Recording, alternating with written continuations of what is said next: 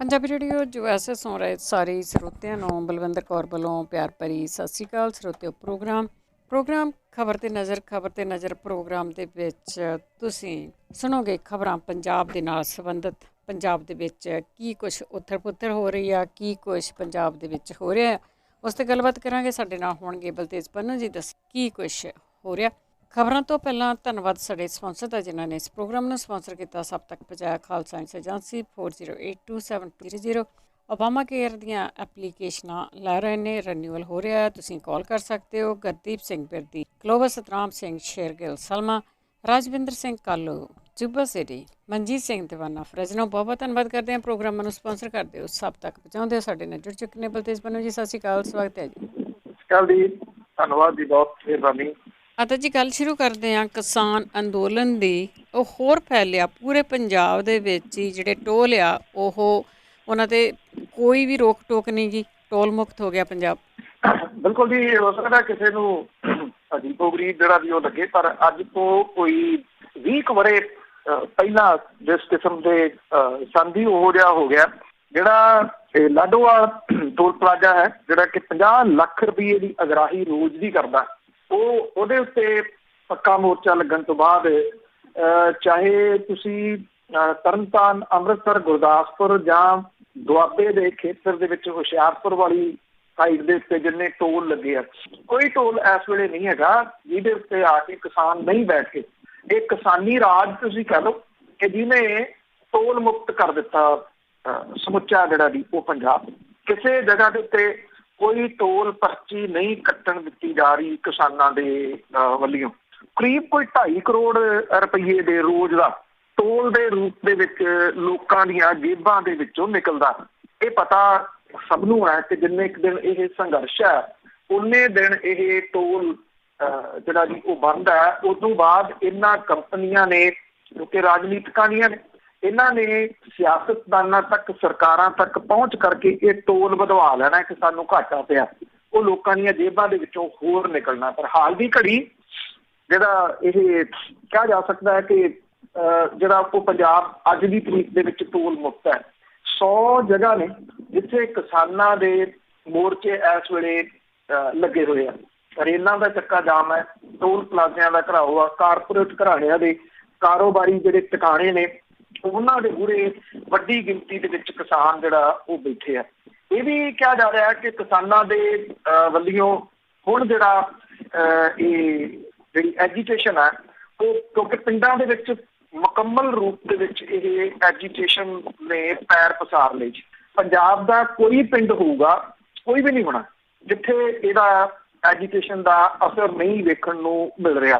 ਪਿੰਡਾਂ ਦੇ ਗੁਰਦੁਆਰਿਆਂ ਦੇ ਵਿੱਚੋਂ ਅਨਾਊਂਸਮੈਂਟ ਜਿਹੜੀਆਂ ਦੀ ਉਹ ਕਰਕੇ ਉੱਥੇ ਲੰਗਰ ਜਿਹੜੇ ਉਹ ਪੂਰੀ ਰਾਤ ਭਰ, ਅੱਧੀ ਰਾਤ ਤੱਕ ਤੜਕੇ ਉੱਠ ਕੇ ਔਰਤਾਂ ਬਣਾਉਂਦੀਆਂ ਨੇ। ਉਹ ਜਿਹੜੇ ਲੰਗਰ ਨੇ ਉਹ ਫਿਰ ਟਰਾਲੀਆਂ ਦੇ ਵਿੱਚ ਲੱਦ ਕੇ ਜਿੱਥੇ ਜਿੱਥੇ ਇਹ ਨੇੜੇ ਤੇੜੇ ਬੈਠੇ ਨੇ, ਜਿਹੜੀ ਡਿਊਟੀ ਲੱਗੀ ਆ ਪਿੰਡਾਂ ਦੀ, ਇੱਕ ਦਿਨ ਪਹਿਲਾਂ ਲਾਈ ਜਾਂਦੀ ਹੈ ਕਿ ਕੱਲ੍ਹ ਦੀ ਡਿਊਟੀ ਜਿਹੜੀ ਲੰਗਰ ਦੀ ਕਿਹਦੀ ਆ, ਚਾਹ ਦੀ ਕਿਹਦੀ ਆ। ਇਹ ਪਿੰਡਾਂ ਦੇ ਵਿੱਚੋਂ ਜਿਹੜਾ ਜੀ ਸਾਰਾ ਕੁਛ ਆ ਰਿਹਾ। ਨਾ ਸਿਰਫ ਜਿਹੜੀਆਂ ਔਰਤਾਂ ਜੀ ਇਹ ਬਣਾ ਹੀ ਰਹੀਆਂ ਨੇ, ਬਲਕਿ ਉਹ ਨਾਲ ਆ ਕੇ ਮੋਰਚਿਆਂ ਦੇ ਉੱਤੇ ਡਟਦੀਆਂ ਨੇ ਜਿਹਨੇ। ਹੁਣ ਇਹ ਕਿਹਾ ਜਾ ਰਿਹਾ ਕਿ ਜਿਹੜੀ ਸਾਂਝੀ ਮੀਟਿੰਗ ਫੇਰ ਹੋ ਰਹੀ ਆ ਜਥੇਬੰਦੀਆਂ ਦੀ, ਉਹਦੇ ਵਿੱਚ ਇਹਦਾ ਮੂੰਹ ਜਿਹੜਾ ਅੰਦੋਲਨ ਦਾ ਉਹ ਸ਼ਹਿਰਾਂ ਵੱਲ ਨੂੰ ਕੀਤਾ ਜਾਊਗਾ। ਔਰ ਇਹਦੇ ਵਾਸਤੇ ਇਹ ਕਿਹਾ ਜਾ ਰਿਹਾ ਕਿ ਜਿਹੜੀਆਂ ਸ਼ਹਿਰਾਂ ਦੇ ਵਿੱਚ ਜਿਹੜੀਆਂ ਜਥੇਬੰਦੀਆਂ ਨੇ, ਜਿਹੜੀਆਂ ਸ਼ਹਿਰੀ ਖੇਤਰ ਦੇ ਮੁਲਾਜ਼ਮ ਨੇ, ਟ੍ਰੇਡ ਯੂਨੀਅਨਾਂ ਨੇ, ਵਪਾਰੀ ਤਬਕਾ ਹੈ, ਸ਼ਹਿਰ ਦੇ ਜਿਹੜੇ ਲੋਕ ਨੇ, ਉਹਨਾਂ ਤੱਕ ਪਹੁੰਚ ਕੀਤੀ ਜਾਊਗੀ ਤੇ ਉਹਨਾਂ ਨੂੰ ਨਾਲ ਤੋਰਿਆ ਜਿਹੜਾ ਉਹ ਜਾਊਗਾ। ਤੋ ਇਹ ਅਗਲਾ ਸਟੈਪ ਜਿਹੜਾ ਵੀ ਉਹ ਹੋ ਸਕਦਾ ਹੈ ਤੇ ਕਿਸਾਨਾਂ ਦੇ ਅੰਦੋਲਨ ਦਾ। ਜਿਹੜਾ ਮੁੱਖ ਮੰਤਰੀ ਦਾ ਸਿਆਸੀ ਸਕੱਤਰ ਹੈ, ਉਹਨੇ ਚਿੱਠੀ ਜਿਹੜੀ ਲਿਖੀ ਹੈ ਕਿਸਾਨਾਂ ਨੂੰ ਕਿ ਰੇਲ ਮਾਰਗ ਜਿਹੜਾ ਉਹ ਖੋਲ ਦਿੱਤਾ ਜਾਵੇ, ਨਹੀਂ ਤਾਂ ਮੁਸ਼ਕਲਾਂ ਜਿਹੜੀਆਂ ਉਹ ਪੰਜਾਬ ਦੇ ਵਾਸਤੇ ਜਿਹੜੀਆਂ ਹੈ। ਇਹ ਮੁੱਖ ਮੰਤਰੀ ਹੁਣੀ ਹੁਣ ਜਿਹੜਾ ਜੀ ਰੇਲ ਮਾਰਗ ਖੋਲ੍ਹਣ ਦੀ ਵੀ ਗੱਲ ਜਿਹੜਾ ਜੀ ਉਹ ਕਰ ਰਹੇ ਆ। ਦੂਜੇ ਪਾਸੇ ਇਹ ਕਹਿੰਦੇ ਆ ਕਿਸਾਨਾਂ ਨੂੰ ਕਿ ਅਸੀਂ ਵਿਧਾਨ ਸਭਾ ਦੇ ਵਿੱਚ ਕੀ ਕਰਨਾ ਉਹ ਸਾਨੂੰ ਪਤਾ, ਕਦੋਂ ਕਰਨਾ ਇਹ ਵੀ ਜਿਹੜਾ ਜੀ ਉਹ ਸਾਨੂੰ ਪਤਾ।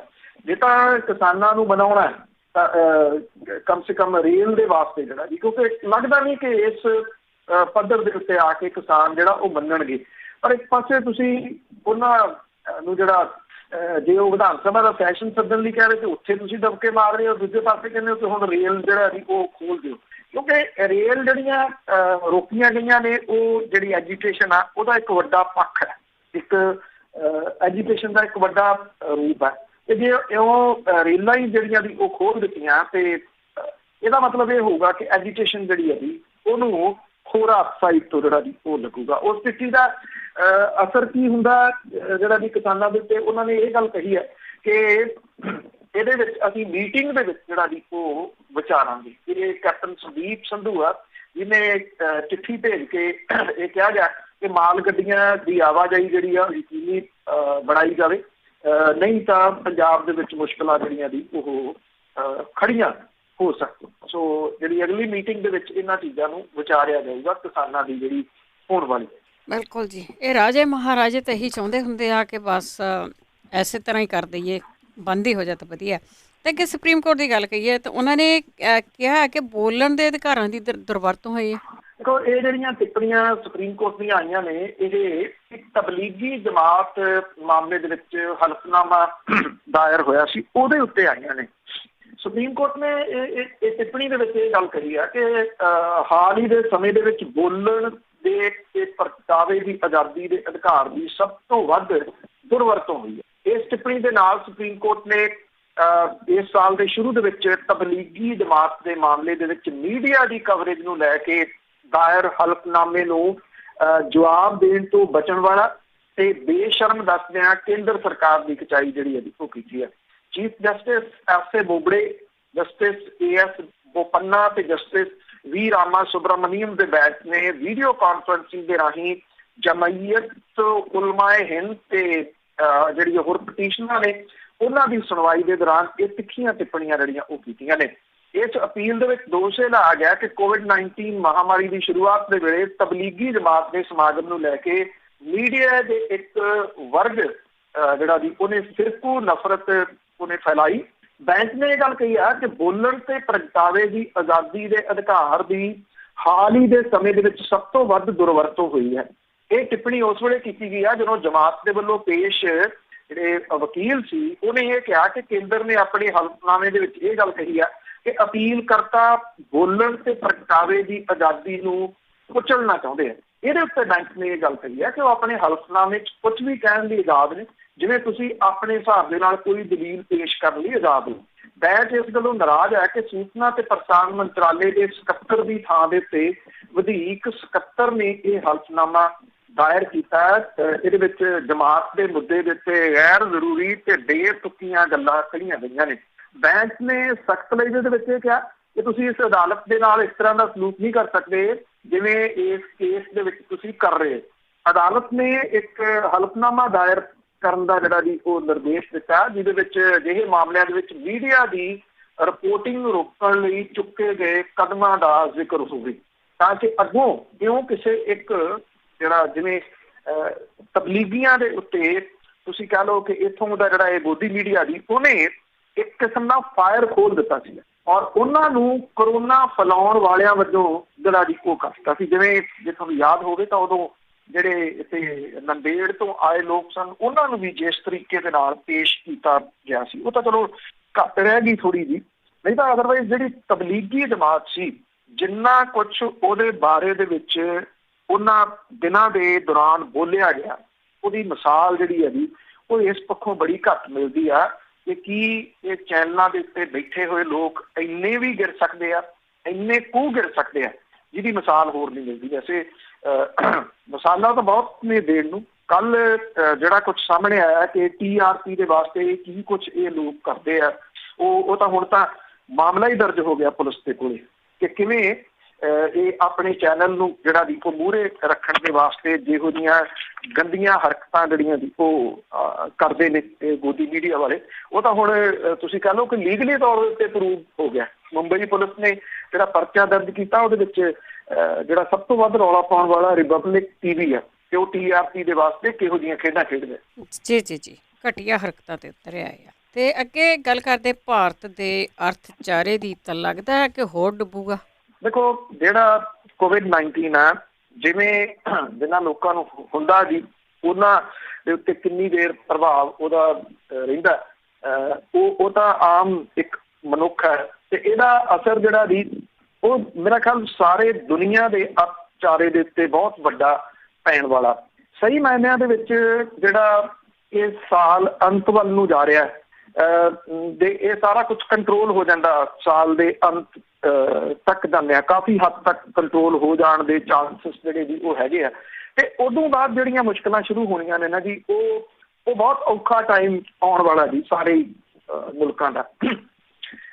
ਜਿਹੜਾ ਇਹ ਭਾਰਤ ਹੈ ਉਹਦੇ ਬਾਰੇ ਦੇ ਵਿੱਚ ਵਾਸ਼ਿੰਗਟਨ ਆਧਾਰਿਤ ਜਿਹੜਾ ਬੈਂਕ ਹੈ ਉਹਨੇ ਜਿਹੜੀਆਂ ਕੁਝ ਟਿੱਪਣੀਆਂ ਕੀਤੀਆਂ ਨੇ, ਉਹ ਬੜੀਆਂ ਅਹਿਮ ਟਿੱਪਣੀਆਂ ਜਿਹੜੀਆਂ ਜੀ ਉਹ ਕਹੀਆਂ ਜਾ ਸਕਦੀਆਂ ਨੇ। ਇਹ ਕਿਹਾ ਕਿ ਭਾਰਤ ਦੇ ਕੁੱਲ ਘਰੇਲੂ ਉਤਪਾਦ ਜਿਹੜਾ GDP ਹੈ ਉਹਦੇ ਵਿੱਚ 9.6% ਹੋਰ ਨਿਘਾਰ ਜਿਹੜਾ ਉਹ ਆਊਗਾ। ਭਾਰਤ ਦੇ ਆਰਥਿਕ ਹਾਲਾਤ ਪਹਿਲਾਂ ਇੰਨੇ ਮਾੜੇ ਕਦੇ ਨਹੀਂ ਰਹੇ। ਜਿਹੜਾ ਇਹ ਵਾਸ਼ਿੰਗਟਨ ਦਾ ਬੈਂਕ ਹੈ ਉਹਨੇ ਇਹ ਗੱਲ ਕਹੀ ਹੈ ਕਿ COVID-19 ਮਹਾਮਾਰੀ ਕਰਕੇ ਕੰਪਨੀਆਂ ਤੇ ਲੋਕਾਂ ਨੂੰ ਆਰਥਿਕ ਪਰੇਸ਼ਾਨੀ ਦਾ ਸਾਹਮਣਾ ਕਰਨਾ ਪਿਆ, ਜਿਹਦੇ ਕਰਕੇ ਮਹਾਮਾਰੀ ਨੂੰ ਫੈਲਣ ਤੇ ਰੋਕਣ ਲਈ ਤਾਲਾਬੰਦੀ ਨੇ ਬਲਦੀ ਦੇ ਉੱਤੇ ਤੇਲ ਪਾਉਣ ਦਾ ਕੰਮ ਕੀਤਾ। ਔਰ ਇਹ ਗੱਲ ਕਹੀ ਗਈ ਹੈ ਕਿ ਕੌਮਾਂਤਰੀ ਜਿਹੜਾ ਮੁਦਰਾ ਫੰਡ ਹੈ ਉਹਦੀ ਸਾਲਾਨਾ ਮੀਟਿੰਗ ਤੋਂ ਪਹਿਲਾਂ ਦੱਖਣੀ ਏਸ਼ੀਆ ਦੇ ਆਰਥਿਕ ਹਾਲਾਤ ਜਿਹੜੇ ਨੇ ਉਹ ਇਹ ਕਹਿੰਦੇ ਆ ਕਿ ਇਸ ਖਿੱਤੇ ਦੇ ਵਿੱਚ ਬਹੁਤ ਵੱਡਾ ਆਰਥਿਕ ਨਿਘਾਰ ਆਉਣ ਵਾਲਾ ਜੀ।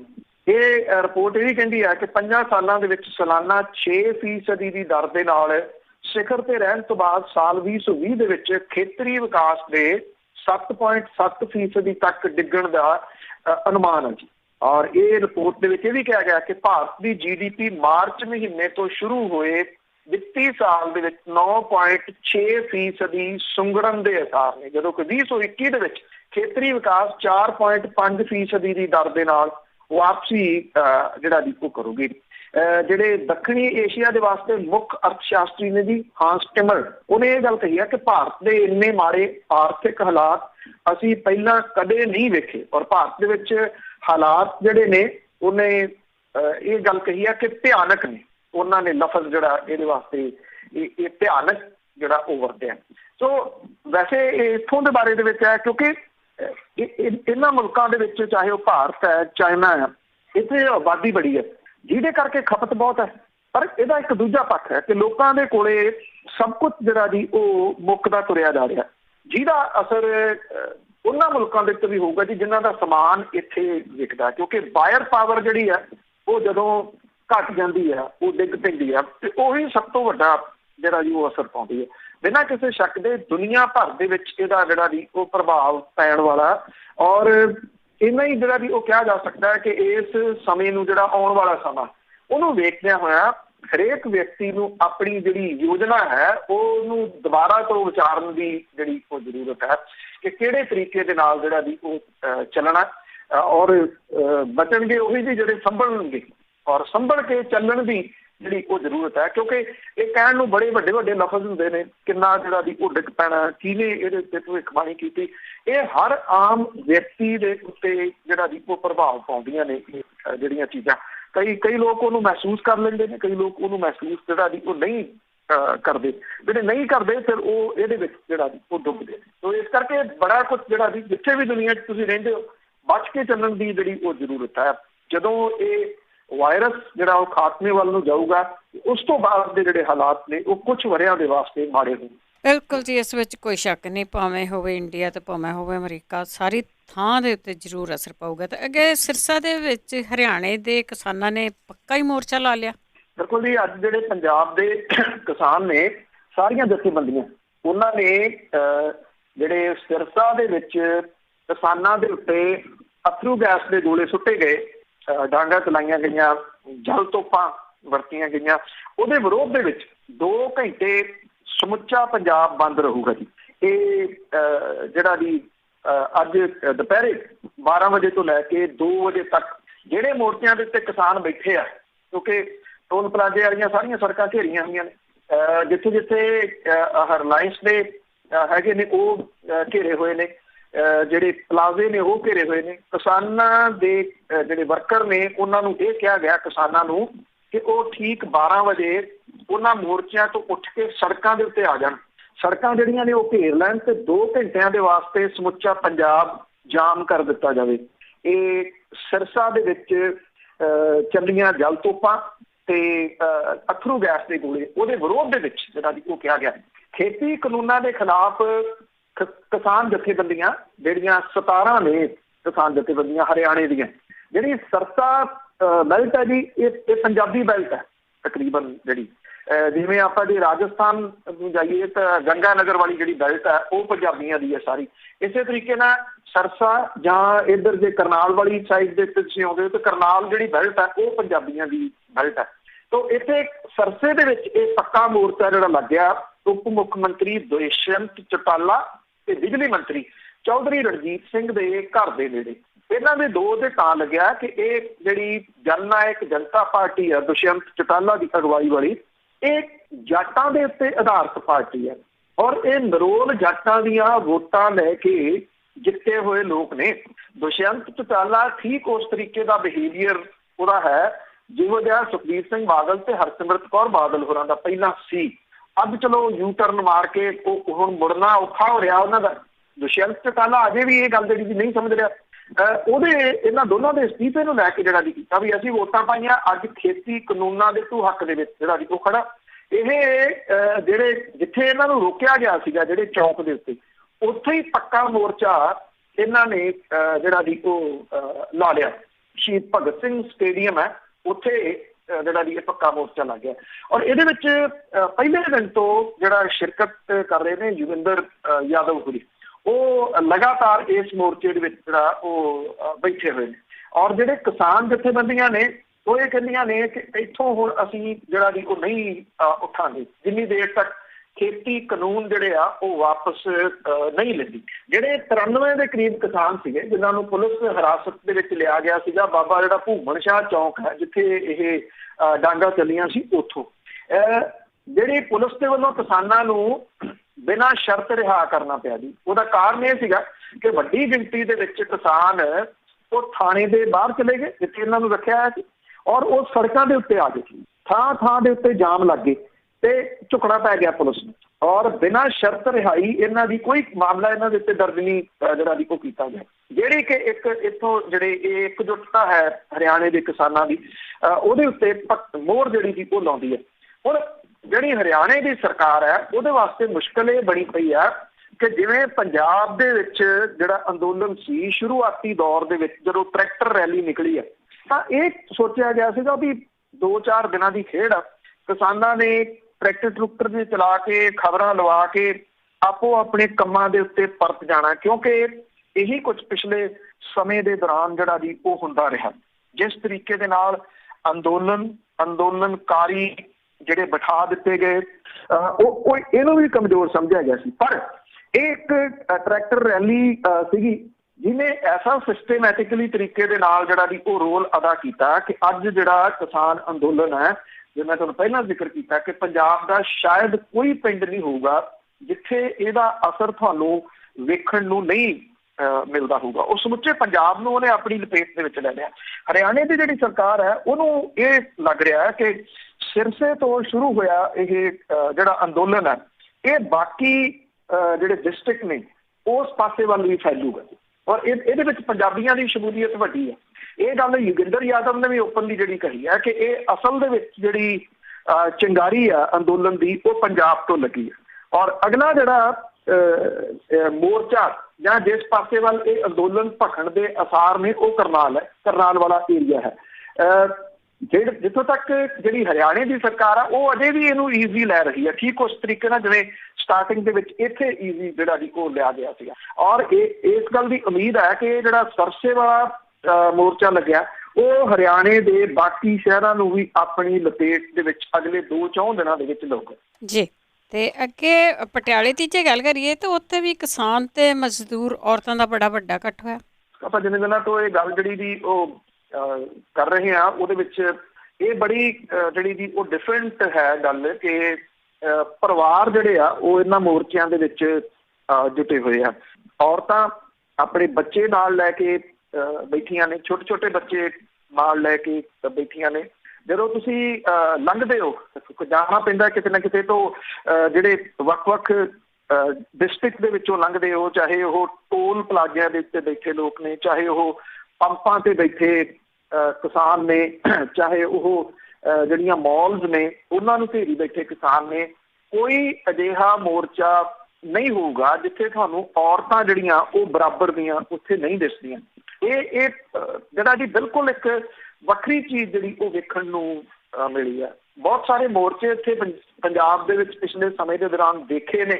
ਜਿਹੜੇ ਦੇਖੇ ਨਹੀਂ ਉਹਨਾਂ ਦੇ ਬਾਰੇ 'ਚ ਪੜ੍ਹਿਆ, ਉਹਨਾਂ ਦੇ ਬਾਰੇ 'ਚ ਜਾਣਦੇ ਹਾਂ ਕਿ ਕਿਸ ਕਿਸਮ ਦੇ ਕਿੱਦਾਂ ਦੇ ਮੋਰਚੇ ਜਿਹੜੇ ਜੀ ਉਹ ਰਹੇ ਆ। ਸੋ ਮੈਨੂੰ ਉਹ ਚੀਜ਼ ਨਾਲ ਇੱਕ ਚੇਤੇ ਆਉਂਦੀ ਹੈ, ਜਿਹੜਾ ਨਨਕਾਣਾ ਸਾਹਿਬ ਦਾ ਕਿਸੇ ਸਮੇਂ ਮੋਰਚਾ ਸੀ, ਜਦੋਂ ਟ੍ਰੇਨ ਰੋਕੀ ਗਈ ਆ, ਤੇ ਉਹਦੇ ਵਿੱਚ ਇੱਕ ਪਰਿਵਾਰ ਸੀਗਾ ਜਿਹੜਾ ਬੜਾ ਉਹਦਾ ਜ਼ਿਕਰ ਆਉਂਦਾ ਇਤਿਹਾਸ ਦੇ ਵਿੱਚ ਕਿ ਉਹ ਉਹਦੀ ਲਾਈਨ ਦੇ ਉੱਤੇ ਸੀ। ਉਸ ਕਿਸਮ ਦਾ ਜਿਹੜਾ ਜੀ ਇਹ ਦਿਸ ਰਿਹਾ ਕਿ ਪਰਿਵਾਰ ਜਿਹੜੇ ਨੇ ਉਹ ਇਹਨਾਂ ਮੋਰਚਿਆਂ ਦੇ ਵਿੱਚ ਸ਼ਾਮਲ ਹੋ ਰਹੇ ਆ। ਇੱਥੇ ਜਿਹੜੀ CPI-ML ਦੀ ਲਿਬਰੇਸ਼ਨ ਜਿਹੜੀ ਪੰਜਾਬ ਇਕਾਈ ਆ, ਉਹਨੇ ਪਟਿਆਲੇ ਦੀ ਕੁੱਡਾ ਗਰਾਊਂਡ ਦੇ ਵਿੱਚ ਜਿਹੜੀਆਂ ਹਜ਼ਾਰਾਂ ਦੀ ਗਿਣਤੀ ਦੇ ਵਿੱਚ ਔਰਤਾਂ ਜਿਹੜੀਆਂ ਕਿਸਾਨਾਂ ਦੇ ਪਰਿਵਾਰਾਂ ਦੇ ਵਿੱਚੋਂ, ਮਜ਼ਦੂਰਾਂ ਦੇ ਪਰਿਵਾਰਾਂ ਦੇ ਵਿੱਚੋਂ ਸੀਗੀਆਂ, ਇੱਕ ਬਹੁਤ ਵੱਡੀ ਰੈਲੀ ਔਰਤਾਂ ਨੇ ਜਿਹੜੀ ਉਹ ਕੀਤੀ। ਖੇਤੀ ਕਾਨੂੰਨਾਂ ਦੇ ਖਿਲਾਫ ਇਹ ਰੈਲੀ ਕੀਤੀ ਗਈ।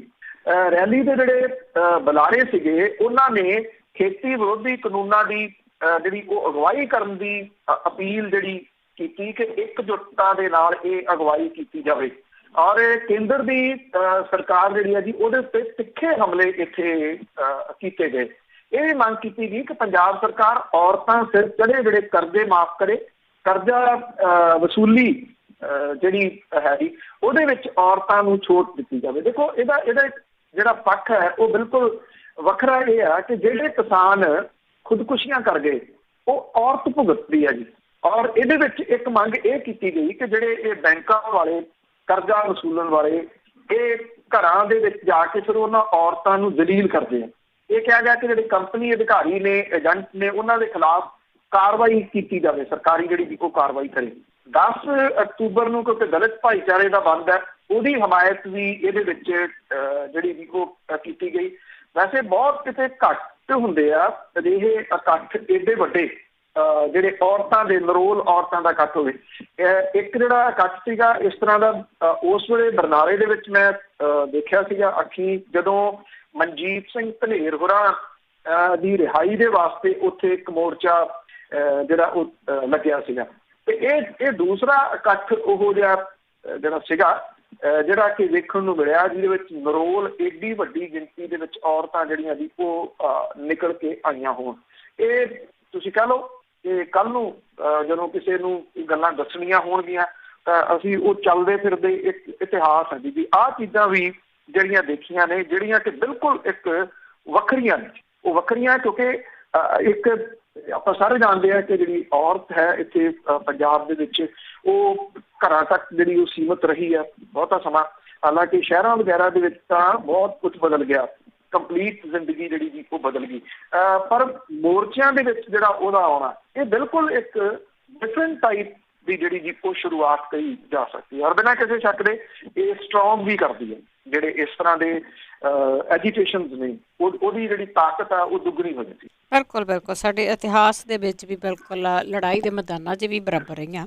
ਤੇ ਅਗਲੇ ਗੱਲ ਕਰਦੇ ਹਾਂ ਅਜਮੇਰ ਲੱਖੋਵਾਲ ਦੀ, ਜਿਹਨੇ ਆਪਣੇ ਪੈਰਾਂ ਤੇ ਆਪ ਹੀ ਕੁਹਾੜੀ ਮਾਰੀ ਹੋਈ ਹੈ ਤੇ ਹੁਣ ਮਿੰਨਤਾਂ ਤੇ ਉਤਰਿਆ। ਦੇਖੋ ਇੱਕ ਤਾਂ ਪੈਰ ਤੇ ਕੁਹਾੜੀ ਮਾਰਨੀ ਹੁੰਦੀ, ਇੱਕ ਕੁਹਾੜੀ ਤੇ ਪੈਰ ਮਾਰਨਾ ਪੈਂਦਾ। ਅਸਲ ਦੇ ਵਿੱਚ ਕੀ ਆ ਕਿ ਇਸ ਵਿਅਕਤੀ ਨੇ ਜੇ ਦੇਖੀਏ ਤਾਂ ਜਿਹੜੀ ਕਿਸਾਨਾਂ ਦੀ ਜਥੇਬੰਦੀ ਬਣਾ ਕੇ ਕਿਸਾਨਾਂ ਦੇ ਪਿੱਠ ਜਿਹੜਾ ਜੀ ਉਹ ਬਾਰ-ਬਾਰ ਉਹਨੇ ਛੁਰਾ ਮਾਰਿਆ। ਉਹਨੇ ਕੀ ਕੁਛ ਬਣਾਇਆ ਕਿਸਾਨਾਂ ਦੇ ਸਿਰ ਤੋਂ, ਇਹ ਬਹੁਤ ਲੰਬੀਆਂ ਜਿਹੜੀਆਂ ਜੀ ਉਹ ਚੀਜ਼ਾਂ ਨੇ। ਔਰ ਉਮੀਦ ਕਰਦੇ ਆ ਇਸ ਗੱਲ ਦੀ ਆਉਂਦੇ ਦਿਨਾਂ ਦੇ ਦੌਰਾਨ ਕੁਝ ਹੋਰ ਚੀਜ਼ਾਂ ਜਿਹੜੀਆਂ ਜੀ ਉਹ ਵੱਡੀਆਂ ਸਾਹਮਣੇ ਆਉਣਗੀਆਂ। ਥੋੜਾ ਇੰਤਜ਼ਾਰ ਜਿਹੜਾ ਜੀ ਉਹ ਕਰਨਾ ਕਿ ਕਿਸ ਕਿਸਮ ਦੀਆਂ ਜਾਇਦਾਦਾਂ ਇਹਨੇ ਜਿਹੜੀਆਂ ਉਹ ਬਣਾਈਆਂ। ਅੱਛਾ, ਜੇ ਇਹਨੂੰ ਇਹ ਪਤਾ ਹੁੰਦਾ ਕਿ ਕੱਚ ਘੜ ਗਿਆ ਸੱਦਾ ਕੋਈ ਦਿੱਲੀ ਤੋਂ ਆਉਣ ਵਾਲਾ ਤੇ ਫਿਰ ਇਹਨੇ ਸੁਪਰੀਮ ਕੋਰਟ ਨਹੀਂ ਸੀ ਜਾਣਾ, ਇਹ ਬੰਦਾ ਫਿਰ ਦਿੱਲੀ ਮਿਲਣਾ ਸੀ, ਉੱਥੇ ਬੈਠਾ ਹੋਣਾ ਸੀਗਾ ਵੀ ਬਾਕੀਆਂ ਨੂੰ ਛੱਡੋ, ਮੇਰੇ ਨਾਲ ਗੱਲਬਾਤ ਕਰੋ, ਮੈਨੂੰ ਕੀ ਦਿੰਦੇ। ਇਹਦੇ ਹਾਲਾਤ ਇਹੋ ਜਿਹੇ। ਇਸੇ ਕਰਕੇ ਇਹਨੇ ਸੁਪਰੀਮ ਕੋਰਟ ਦੇ ਵਿੱਚ ਹੁਣ ਤਕਰੀਬਨ ਦਿਸ ਰਿਹਾ, ਸਾਰੀ ਗੱਲ ਸਾਹਮਣੇ ਆ ਰਹੀ ਹੈ ਕਿ ਕਿਹਦੇ ਕਹੇ ਦੇ ਉੱਤੇ ਜਿਹੜਾ ਜੀ ਕੀਤਾ ਹੋਊਗਾ, ਕਿਉਂਕਿ ਅਕਾਲੀ ਦਲ ਬਾਦਲ ਦਾ ਇਹ ਪਾਰਟ ਹੈ, ਇੱਕ ਉਹਨਾਂ ਦਾ ਖਾਸਮ ਖਾਸ ਹੈ।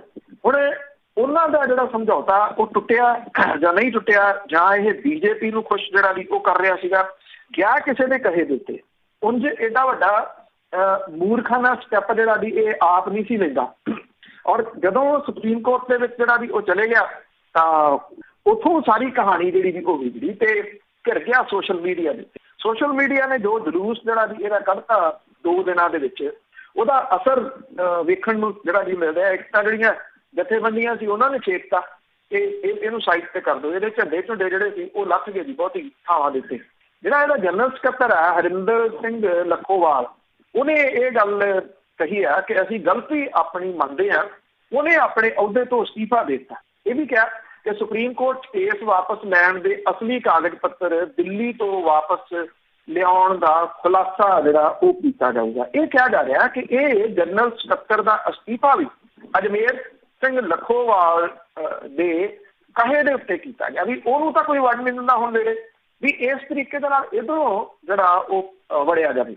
2 ਜ਼ਿਲ੍ਹਿਆਂ ਦੇ ਵਿੱਚ ਇਹਦਾ ਸਭ ਤੋਂ ਵੱਡਾ ਪ੍ਰਭਾਵ ਸੀਗਾ, ਜਿੱਥੇ ਇਹਦੀ ਜਥੇਬੰਦੀ ਦੇ ਦੇਖੋ ਉਹਦੇ ਪੈਰ ਹੈਗੇ ਸੀਗੇ। ਇੱਕ ਇਹਨਾਂ 2 ਜ਼ਿਲ੍ਹਿਆਂ 'ਚ, ਇੱਕ ਡਿਸਟ੍ਰਿਕਟ ਸੰਗਰੂਰ ਹੈ ਤੇ ਦੂਜਾ ਜਿਹੜਾ ਉਹ ਬਰਨਾਲਾ।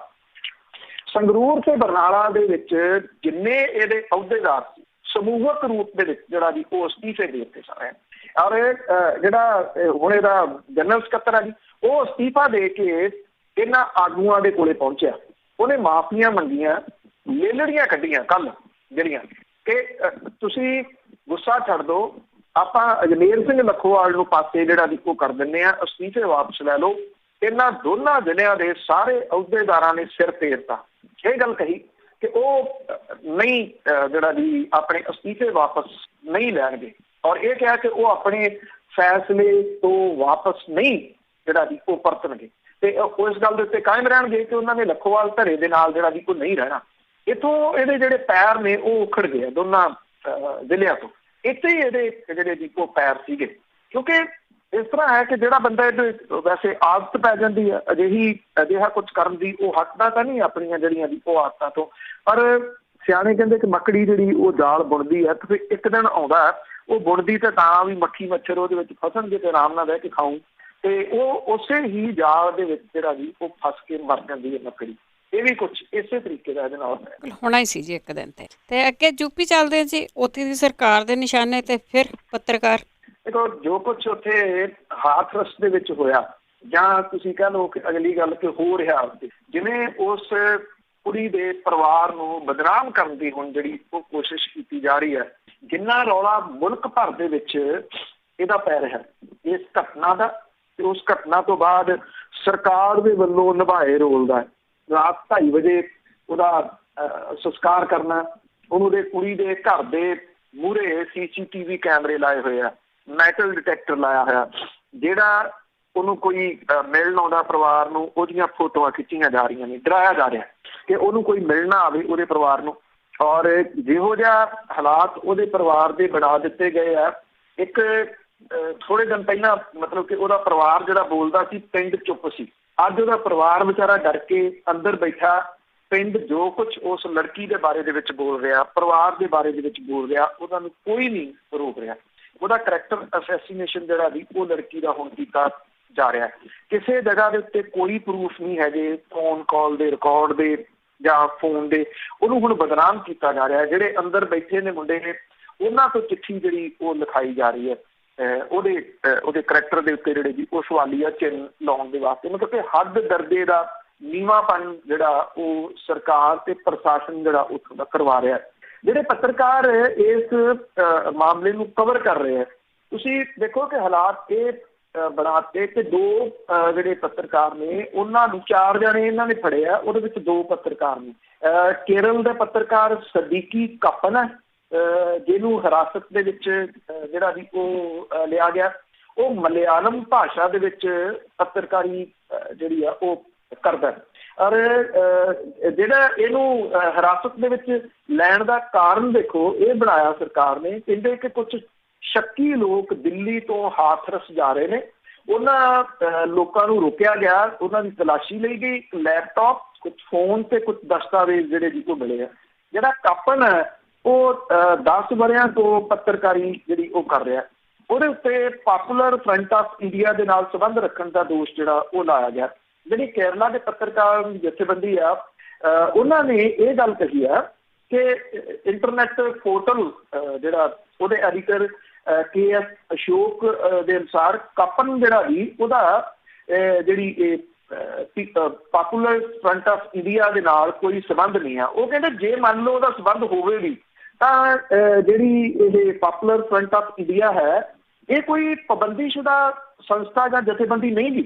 ਉੱਤਰ ਪ੍ਰਦੇਸ਼ ਸਰਕਾਰ ਜਿਹੜੀ ਹੈ ਜੀ ਉਹ ਇਸ ਜਥੇਬੰਦੀ ਦੇ ਉੱਤੇ ਪਾਬੰਦੀ ਲਾਉਣ ਦੀ ਮੰਗ ਜਿਹੜੀ ਉਹ ਕਰਦੀ ਆ ਰਹੀ ਹੈ, ਕਿਉਂਕਿ ਉਹ ਇਹ ਕਹਿੰਦੀ ਆ ਕਿ ਇਹ ਜਿਹੜੀ PFI ਆ ਇਹਨੇ ਨਾਗਰਿਕਤਾ ਸੋਧ ਕਾਨੂੰਨ ਦੇ ਵਿਰੁੱਧ ਚਲਾਏ ਅੰਦੋਲਨ ਦੇ ਵਿੱਚ ਵੱਡੀ ਭੂਮਿਕਾ ਨਿਭਾਈ ਸੀ। ਸੋ ਮੇਰਾ ਕਹਿੰਦਾ ਇੱਥੋਂ ਬਹੁਤੀ ਗੱਲ ਜਿਹੜੀ ਦੀ ਉਹ ਸਮਝ ਆ ਜਾਣੀ ਚਾਹੀਦੀ ਹੈ।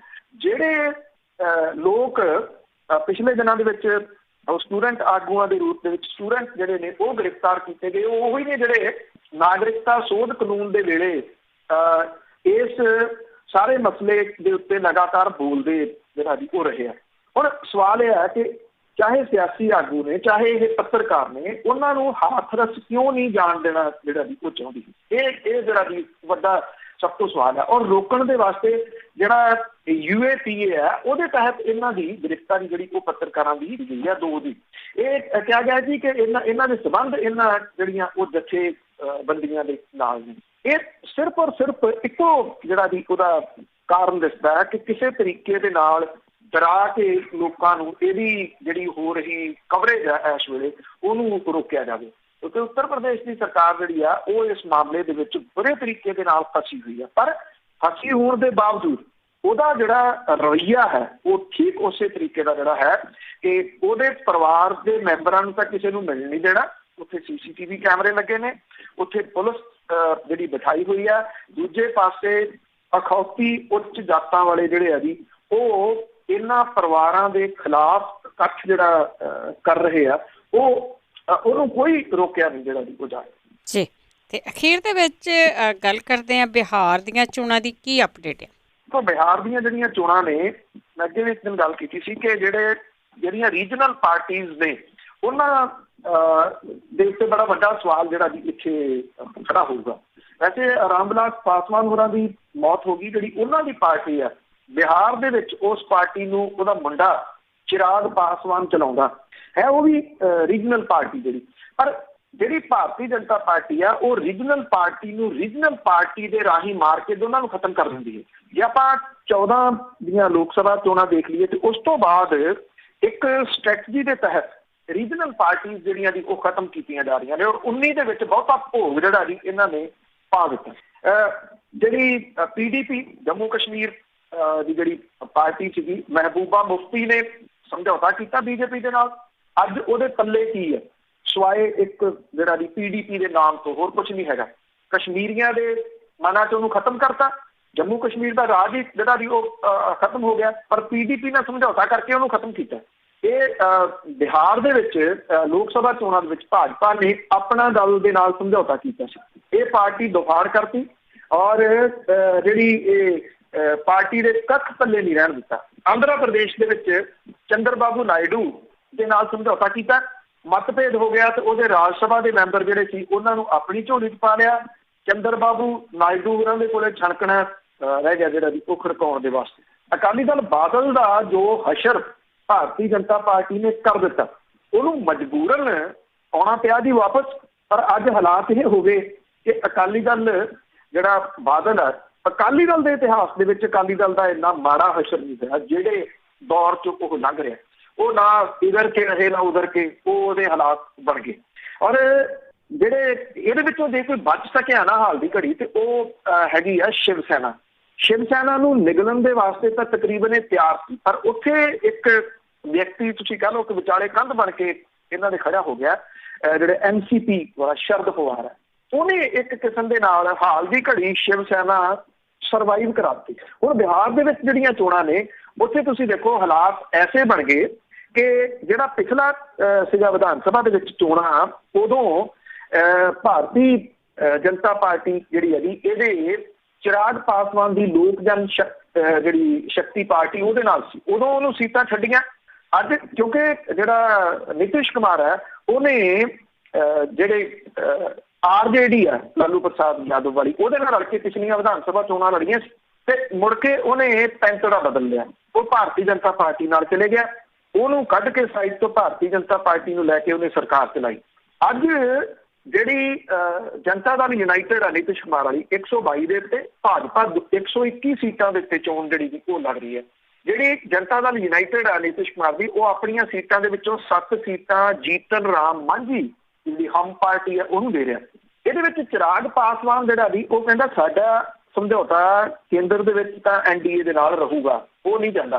ਕਹਿੰਦਾ ਜਿੱਥੇ ਜਿਹੜੀਆਂ ਭਾਰਤੀ ਜਨਤਾ ਪਾਰਟੀ ਨੂੰ ਸੀਟਾਂ ਮਿਲੀਆਂ ਨੇ 121, ਉਹਦੇ ਉੱਤੇ ਅਸੀਂ ਭਾਰਤੀ ਜਨਤਾ ਪਾਰਟੀ ਦੀ ਸਪੋਰਟ ਕਰਾਂਗੇ, ਉੱਥੇ ਅਸੀਂ ਆਪਣੇ ਬੰਦੇ ਨਹੀਂ ਖੜੇ ਕਰਨੇ। ਜਿੱਥੇ ਜਨਤਾ ਦਲ ਯੂਨਾਈਟਿਡ ਨੇ ਨਿਤਿਸ਼ ਕੁਮਾਰ ਵਾਲੀ ਪਾਰਟੀ ਨੇ ਕੈਂਡੀਡੇਟ ਖੜੇ ਕੀਤੇ ਆ, ਉੱਥੇ ਅਸੀਂ ਆਪਣੇ ਬੰਦੇ ਖੜੇ ਕਰਨੇ। ਹੁਣ ਭਾਰਤੀ ਜਨਤਾ ਪਾਰਟੀ ਜਿਹੜੀ ਕਰੂਗੀ ਕੀ ਕਿ ਉਹ ਇਹਦੇ ਚਿਰਾਗ ਪਾਸਵਾਨ ਨੂੰ ਚੁੰਡੀ ਭਾਰਤੀ ਜਨਤਾ ਪਾਰਟੀ ਨੇ ਵੱਢੀ ਹੋਈ ਹੈ, ਔਰ ਉਹਦੇ ਮੁਤਾਬਕ ਹੀ ਉਹ ਚੱਲ ਰਿਹਾ। ਉਹ ਭਾਰਤੀ ਜਨਤਾ ਪਾਰਟੀ ਦੀਆਂ ਜਿਹੜੇ ਹਿੱਸੇ ਸੀਟਾਂ ਨਹੀਂ ਆਈਆਂ, ਜਿਹੜੀਆਂ ਨਿਤਿਸ਼ ਕੁਮਾਰ ਦੀ ਪਾਰਟੀ ਦੇ ਆਈਆਂ, ਉੱਥੇ ਉਹ ਚਿਰਾਗ ਪਾਸਵਾਨ ਦੀ ਮਦਦ ਕਰੂਗੀ, ਨਿਤਿਸ਼ ਕੁਮਾਰ ਨੂੰ ਹਰਾਊਗੀ, ਉਹਦੀਆਂ ਸੀਟਾਂ ਨੂੰ ਘਟਾਊਗੀ, ਆਪਣੀਆਂ ਸੀਟਾਂ ਵਧਾਊਗੀ ਵਿਧਾਨ ਸਭਾ ਦੇ ਵਿੱਚ। ਜਦੋਂ ਉਹਦੀਆਂ ਸੀਟਾਂ ਨਿਤਿਸ਼ ਕੁਮਾਰ ਦੀ ਪਾਰਟੀ ਨਾਲੋਂ ਵਧਣਗੀਆਂ ਤੇ ਉਹ ਮੁੱਖ ਮੰਤਰੀ ਦੇ ਅਹੁਦੇ ਦੇ ਉੱਤੇ ਦਾਅਵਾ ਕਰੇਗੀ ਤੇ ਉਹ ਜਿਹੜੀ ਪਾਸਵਾਨ ਵਾਲੀ ਪਾਰਟੀ ਆ ਉਹਨੂੰ ਇੱਥੇ ਕ ਲਿਆਊਗੀ ਕਿ ਉਹਨੂੰ ਸਰਕਾਰ ਦੇ ਵਿੱਚ ਲੈਣਾ ਪਵੇ, ਕਿਉਂਕਿ ਉਹਦੀ ਮਦਦ ਜਿਹੜੀ ਦੀ ਉਹ ਕਰ ਰਹੀ ਹੈ। ਮਤਲਬ ਕਿ ਜਿਹੜੇ ਲੋਕ ਨਿਗਲੇ ਗਏ ਆ ਇਹਨਾਂ ਦੇ, ਉਹਦੇ ਵਿੱਚੋਂ ਅੱਜ ਜਿਹੜਾ ਅਗਲਾ ਜਿਹੜਾ ਨਿਸ਼ਾਨਾ ਹੈ ਉਹ ਨਿਤਿਸ਼ ਕੁਮਾਰ ਹੈ। ਔਰ ਨਿਤਿਸ਼ ਕੁਮਾਰ ਨੇ ਜੋ ਗਲਤੀ ਪਿਛਲੀਆਂ ਵਿਧਾਨ ਸਭਾ ਚੋਣਾਂ ਜਿੱਤਣ ਤੋਂ ਬਾਅਦ ਕੀਤੀ, ਇਹਨਾਂ ਚੋਣਾਂ ਦੇ ਨਤੀਜੇ ਆ ਲੈਂਦੇ ਜੀ, ਆਪਾਂ ਫੇਰ ਗੱਲ ਕਰਾਂਗੇ, ਉਹਦੇ ਵਿੱਚ ਉਹਨੂੰ ਭੁਗਤਣੇ ਪੈਣਗੇ। ਜੀ ਬਹੁਤ ਧੰਨਵਾਦ ਹੈ ਬਲਤੇਜ ਪੰਨੂ ਜੀ। ਮਿਹਰਬਾਨੀ ਜੀ, ਧੰਨਵਾਦ ਜੀ, ਸਤਿ ਸ਼੍ਰੀ ਅਕਾਲ ਜੀ। ਤੇ ਸਰੋਤੇ ਸਨ ਬਲਤੇਜ ਪੰਨੂ ਜੀ ਸਾਡੇ ਨਾਲ ਜੁੜਦੇ ਨੇ, ਕਰਦੇ ਨੇ ਖਬਰਾਂ। ਇਸੇ ਦੇ ਨਾਲ ਸਾਡਾ ਅੱਜ ਦਾ ਬੁਲਟਨ ਇੱਥੇ ਸਮਾਪਤ। ਬਲਵਿੰਦਰ ਕੌਰ ਵੱਲੋਂ ਆਪ ਸਭ ਨੂੰ ਹੀ ਪਿਆਰ ਭਰੀ ਸਤਿ ਸ਼੍ਰੀ ਅਕਾਲ।